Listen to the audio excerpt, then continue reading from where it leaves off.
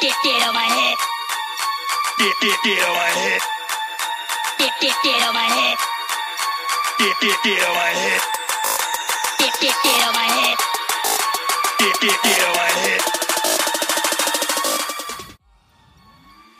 Oke, assalamualaikum warahmatullahi wabarakatuh. Kembali lagi di channel Indonesia Student Corner. Di video kali ini saya akan menjelaskan tentang media video pembelajaran pada mata kuliah konstruksi jalan dan jembatan dengan materi klasifikasi perkerasan lentur dengan saya Isyatra Dewanto dengan NIM 15036211009. Nah, pada mata pelajaran konstruksi jalan dan jembatan ini memiliki kompetensi dasar yang telah dipilih, yaitu memahami karakteristik konstruksi perkerasan lentur. Sedangkan indikator pencapaian kompetensinya adalah mendeskripsikan jenis konstruksi perkerasan lentur jalan dan juga komponennya. Adapun pembahasan yang akan dibahas pada video pembelajaran kali ini ada 4 poin. Poin pertama itu ada definisi, yang mana akan menjelaskan apa itu perkerasan jalan dan perkerasan lentur. Yang kedua itu ada komponen, yang mana akan membahas tentang komponen penyusun dari perkerasan lentur. Selanjutnya yang ketiga itu ada bahan, berisikan bahan penyusun dari perkerasan lentur. Dan yang terakhir yang keempat itu adalah penggunaan, yang mana berisikan tentang penggunaan perkerasan lentur dalam kehidupan. Oke, setelah itu langsung masuk ke bagian pertama, yakni bagian definisi. Apa sih yang dimaksud dengan perkerasan jalan dan perkerasan lentur itu? Nah, perkerasan jalan merupakan lapisan perkerasan yang terletak di antara lapisan tanah dasar dan roda kendaraan, yang berfungsi memberikan pelayanan kepada sarana transportasi, dan selama masa pelayanannya ini diharapkan tidak terjadi kerusakan yang berarti. Sedangkan perkerasan lentur itu merupakan perkerasan yang menjadikan aspal sebagai bahan pengikatnya. Nah, kita menggarisbawahi aspal. Pada perkerasan lentur, bahan pengikat utamanya itu adalah aspal. Sedangkan pada perkerasan kaku, bahan pengikat utamanya itu adalah semen, yang mana kan nantinya akan menjadi beton. Nah, itu bahan merupakan perbedaan yang paling mencolok antara perkerasan lentur dan perkerasan kaku. Next, kita ke komponen, bagian 2.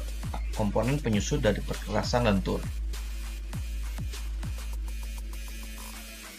Nah, berikut ini adalah gambar komponen penyusun dari perkerasan lentur atau flexible pavement, yang mana pada lapisan paling atas itu disebutnya sebagai lapis permukaan. Nah, di bawah lapis permukaan itu bisa kita sebut sebagai lapis pondasi. Sedangkan di bawah lapis pondasi, yang lapis yang paling tebal itu adalah lapis pondasi bawah. Nah, lapis yang paling bawah nih atau yang paling dasar kita sebut sebagai tanah dasar. Nah, komponennya ini 4 tadi yang sudah dijelaskan pada gambar, meliputi tanah dasar, lapis pondasi bawah, lapis pondasi, dan juga lapis permukaan. Nah, tadi kan kita membahas tentang bagian-bagian saja. Nah, sekarang penjelasan dari bagian-bagian komponen yang telah disebutkan tadi. Yang pertama itu ada tanah dasar atau subgrade. Nah, pengertian tanah dasar ini adalah tanah dasar itu merupakan permukaan tanah semula atau permukaan tanah galian atau permukaan tanah timbunan yang dipadatkan dan merupakan permukaan dasar untuk perletakan bagian-bagian perkerasan lainnya.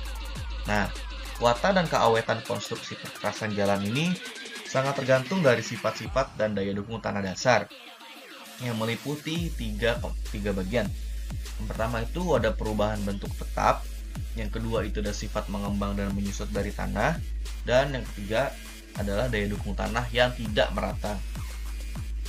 Setelah subgrade ada lapis pondasi bawah atau subbase course. Nah, pengertian dari lapis pondasi bawah ini adalah bagian perkerasan yang terletak di antara lapis pondasi dan tanah dasar. Fungsi dari lapis pondasi bawah ini atau subbase course ini adalah sebagai berikut. Yang pertama, sebagai bagian dari konstruksi perkerasan. Yang kedua, mencapai efisiensi penggunaan material yang relatif murah. Yang ketiga, untuk mencegah tanah dasar masuk ke dalam lapis pondasi.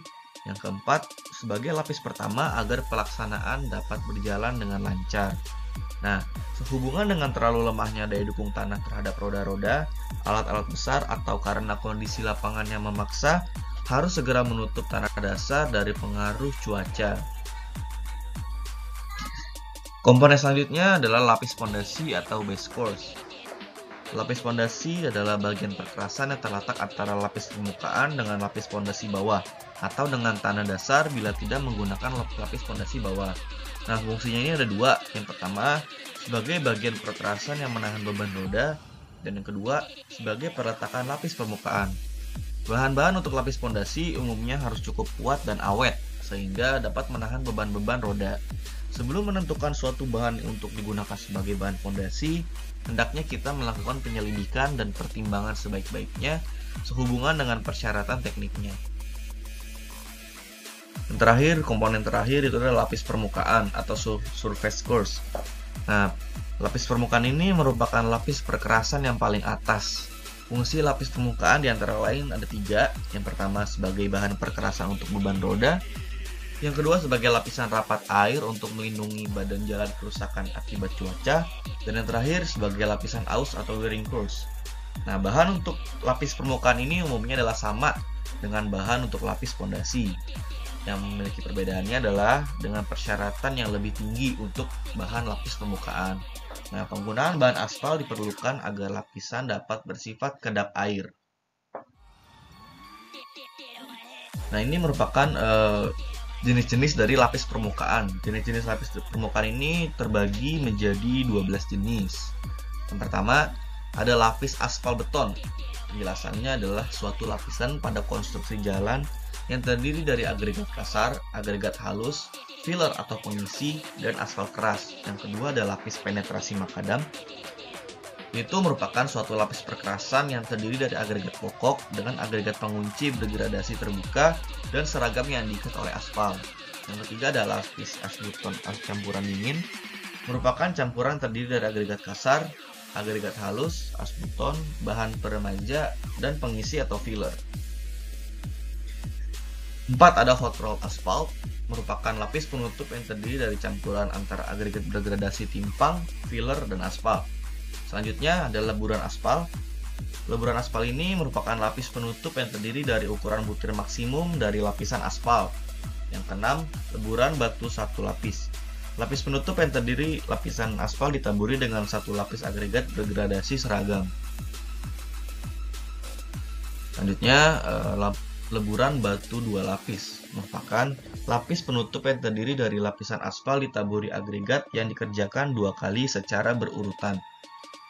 Yang selanjutnya ada leburan aspal beton pondasi atas, merupakan pondasi perkerasan yang terdiri dari campuran agregat dan aspal dengan perbandingan tertentu.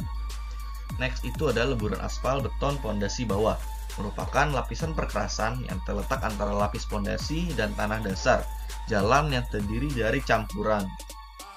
3 terakhir yaitu ada lapis tipis aspal beton, merupakan lapis penutup yang terdiri dari campuran antara agregat berdegradasi timpang, filler, dan juga aspal keras.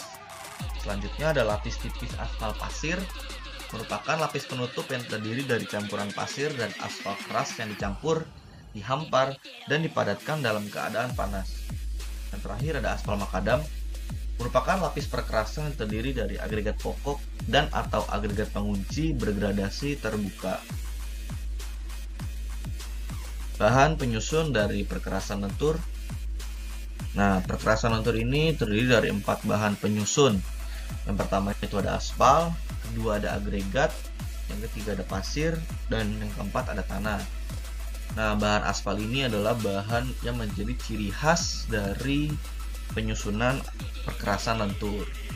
Sedangkan perkerasan kaku itu bahan ciri khasnya pengikatnya itu adalah semeng. Nah, yang keempat bagian terakhir adalah penggunaan perkerasan lentur dalam kehidupan sehari-hari. Nah, menurut Hardiatmo tahun 2015 bagian 3 ada 3 dari penggunaan perkerasan lentur. Yang pertama, dapat memberikan struktur yang kuat dalam mendukung beban lalu lintas. Yang kedua, memberikan permukaan rata bagi pengendara. Dan yang terakhir, dapat memberikan kekesatan atau tahanan gelincir di permukaan perkerasan. Nah, ini adalah video tambahan video pembelajaran untuk menguatkan pemahaman kalian terhadap struktur perkerasan lentur atau fleksibel pavement. Nah, terima kasih. Kurang lebihnya mohon maaf. Wassalamualaikum warahmatullahi wabarakatuh.